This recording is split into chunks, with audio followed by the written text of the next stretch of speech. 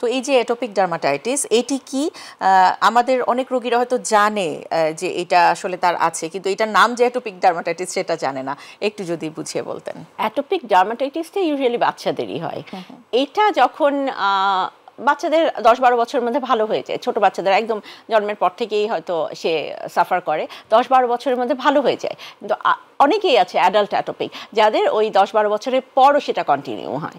তো আনফর্চুনেটলি তাদের হয় আর কি, যাদেরকে অনেক দিন পর্যন্ত, অনেক সময় পর্যন্ত, দীর্ঘ সময় অ্যান্টিহিস্টামিন খেতে হয় এবং আর যা যা দরকার আর কি, সেই জন্য। কিন্তু এটা বড়দের কিন্তু হয় না, বড় হয়ে আমার অ্যাটোপিক হলো ব্যাপারটা সেটা সম্ভব। ছোট থেকে সেটা হয়তো কন্টিনিউ হয় হয়ে এটা অ্যাটোপিক। এবং ছোটবেলাতেই এটি যদি সঠিকভাবে চিকিৎসা করা হয়, সঠিকভাবে তো বাচ্চারা সাফার করে। আমি আরেকটা কথা বলি, বাচ্চারা যত না সাফার করে তার থেকে মা বাবা বেশি সাফার করে। তারা সবসময় অ্যাংশাস থাকে, বাচ্চার ঠান্ডা লাগলো, বাচ্চাকে মশা কামড় দিলে জায়গাগুলো ফুলে যায়, ওই জায়গাগুলো ইনফেক্টেড হয়ে যায়, ওইটা তাকে কন্ট্রোল করতে হয়, সবসময় মশারি দিতে হয়, বাচ্চাকে ফুল স্লিভ কাপড় পরাতে হয়, স্পেসিফিক কিছু মসকিটো রেপেলেন্ট দিতে হয়, স্পেসিফিক নিম তেল, নিম সাবান, এগুলো আমরা বলি যেন পোকামাকড় কামড় না দেয়। একটু জানতে চাই, আমরা কিন্তু অনেক সময় দেখি যে কোনো একটা কসমেটিক্সে বা কোনো একটা মানে যে কোনো একটা ইনগ্রেডিয়েন্টস আছে তাতে, বা কোনো একটা মানে কোনো একটা বিষয়ে হয়তো কারো একটা ডার্মাটাইটিস হয়ে গেল, কন্ট্রাক্ট ডার্মাটাইটিস যেটিকে আপনারা বলে থাকেন। এক্ষেত্রে অনেক সময় দেখি যে খুব অল্প একটা সাধারণ একটা মানে বিষয়, কিন্তু হঠাৎ করে চোখ মুখ ফুলে বা একেবারে পুরো চেহারা বিকৃত হয়ে যায়, এরকম কিন্তু আমরা অনেক তথ্য দেখি বা ছবি দেখে থাকি বিভিন্ন মিডিয়াগুলোতে। এটি আসলে কি, এবং এটি যাতে না হয় একটু সাবধানতার জন্য কি করণীয়?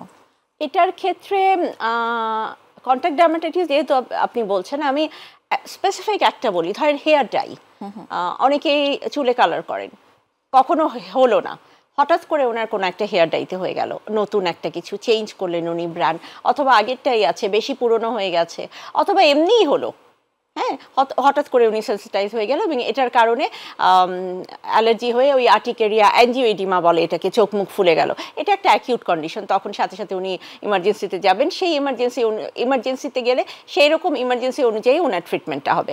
আর যদি আমাদের কাছে আসেন, আমরাও সেভাবেই স্টেরয়েড সহকারে অ্যান্টিহিস্টামিন সহ ওনাকে ট্রিটমেন্ট দিয়ে দিব, অ্যাকিউট ট্রিটমেন্ট আর কি, ইমার্জেন্সি ট্রিটমেন্ট। এবং অবশ্যই সাবধান হতে হবে। সাবধানের কথা যেটা বলছেন, এটা তো আসলে ওই যেটা বললাম যে নতুন একটা কিছু ইউজ করার আগে রং ফর্সাকারী ক্রিম আমরা দেখি, রং ফর্সাকারী, সেটা একটা বিরাট ইতিহাস, ওটাতে পরে আসি। এই জিনিসগুলো ওনারা চেষ্টা করবেন যদি এরকম হয়, হিস্ট্রি আসলে কারো না হলে এটা তো আসলে আগে থেকে বুঝতে পারবেন না, যদি হয় উনি চেষ্টা করবেন যেন এরপর থেকে কোনো কিছু ব্যবহারের আগে উনি টেস্ট করে নেবেন, এখানে কানের পিছনে বা অন্যখানে টেস্ট করে নেবেন, টেস্ট করে তারপরে করবেন নতুন কিছু ব্যবহারের আগে, যাদের এই ধরনের অ্যালার্জিক টেন্ডেন্সি আছে। আচ্ছা, একেবারেই শেষ দিকে চলে এসেছি, আপনার কাছ থেকে সংক্ষেপে জানবো আমাদের দর্শকদের উদ্দেশ্যে কিছু বলার আছে কিনা, ত্বকের এই জটিল রোগগুলো যাতে জটিলতার দিকে যেতে না পারে বা আরো খারাপ দিকে যেতে না পারে, সেই শুরুর দিকের ভুলগুলোকে শুধরে নেওয়া যায় কিনা। এটা আমার অনুরোধ থাকবে দর্শকদের প্রতি যে আপনারা যে কোনো সমস্যায় যত দ্রুত সম্ভব ডাক্তারের পরামর্শ নেবেন। ডাক্তারের পরামর্শ না নিলে আপনারাই সাফার করবেন, আর এই অপচিকিৎসায় পড়লে আপনাদের যেটা অল্প সময়ের মধ্যে চিকিৎসা করে ভালো করা যেত বা ভালো হয়ে যেত, যেটা আপনার শুধু তাই না, ফিনান্সিয়াল ব্যাপারও আছে, আমাদের দেশ এমন ডেভেলপ কান্ট্রি না, সুতরাং ফিনান্সিয়াল ব্যাপারও থাকে, আর্থিক ব্যাপার থাকে, সেটাও আপনার কমে আসবে। যত আপনি এদিক ওদিক ঘোরাঘুরি করবেন তত আপনার খরচ বাড়বে, সমস্যা বাড়বে, ম্যালট্রিটেড হলে যে কোনো, এখন অ্যান্টিবায়োটিক ধরেন, অ্যান্টিবায়োটিকের দাম তো অবশ্যই একটু বেশি হয়, তো সেই জন্য বলছি যে এতে আপনার যেমন আর্থিক ক্ষতি হবে, আপনার নিজের তো ক্ষতি হবে, ডিসফিগার হয়ে যাবে, আপনার যে রোগটা খুব সহজে ভালো হতো সেটা সহজে ভালো হবে না। সুতরাং আপনাদের উচিত অপচিকিৎসায় না গিয়ে, আর অপচিকিৎসা বলতে তো আর আপনারা ওভাবে বুঝবেন না যে অপচিকিৎসা মানে কি, আপনারা দোকানদারের কাছে যাবেন না, ডাক্তার তো আছে, এখন যেমন আগে হয়তো ডাক্তার কম ছিল, এখন অনেক ডাক্তার, আমাদের সরকারি হাসপাতাল আছে, আমাদের আশেপাশে ক্লিনিক আছে, আমাদের বিএসএমএম আছে, সব কিছু আছে, আপনারা যে কোনোখানে চলে আসবেন।